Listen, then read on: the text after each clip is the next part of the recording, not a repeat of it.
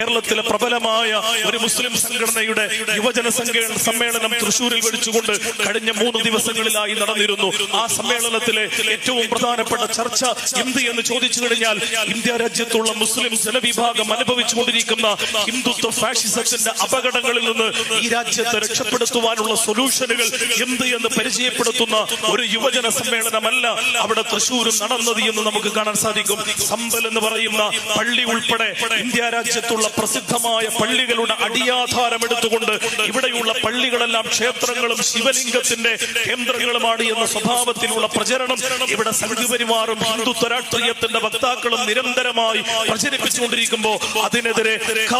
എന്ന ഒരു അക്ഷരം മുരിയാടാതെ നടന്ന ഒരു സമ്മേളനമായിരുന്നു തൃശൂരിൽ നടന്ന സമ്മേളനം എന്ന് നമുക്ക് ഈ സന്ദർഭത്തിൽ പറയാൻ സാധിക്കും. കഴിഞ്ഞ 14 മാസങ്ങളായി ഫലസ്തീനിൽ ഗസ എന്ന് പറയുന്ന ഒരു പ്രദേശത്ത് നിരപരാധികളായ പിഞ്ചു കുഞ്ഞുങ്ങൾ ഉൾപ്പെടെ നിഷ്കളങ്കരായ നിഷ്കപടരായ മനുഷ്യർക്ക് നേരെ ഇസ്രായേലിന്റെ സൈനിസത്തിന്റെ ഭീകരമായ നെറിനായാട്ടുകൾ അവിടെ നടന്നുകൊണ്ടിരിക്കുമ്പോൾ അതിനെതിരെ ഒരു പ്രാർത്ഥനയുടെ വാക്കുകൾ പോലും പറയാത്ത സമ്മേളനത്തിൽ ജമാഅത്തെ ഇസ്ലാമിക്കാര് ഭീകരവാദികളാണ്, ജമാഅത്തെ ഇസ്ലാമിക്കാര് തീവ്രവാദികളാണ്, ജമാഅത്തെ ഇസ്ലാമിക്കാര് കുഴപ്പക്കാരാണ്, അവരുടെ കുഴപ്പങ്ങൾ കൊണ്ടാണ് ഈ രാജ്യത്ത് അവർ 2 തവണ നിരോധിച്ചത് എന്ന സ്വഭാവത്തിലുള്ള നട്ടാൽ മുടക്കാത്ത നുണകൾ പച്ചയായി പ്രചരിപ്പിക്കുമ്പോൾ ആരുടെ വക്കാലത്താണ് ഇത്തരം സംഘടനകൾ യഥാർത്ഥത്തിൽ ഏറ്റെടുത്തുകൊണ്ടിരിക്കുന്നത് എന്നുകൂടി നാം ഈ സന്ദർഭത്തിൽ ചോദിക്കേണ്ട ഒരു സന്ദർഭം ഉണ്ടാവുകയാണ്.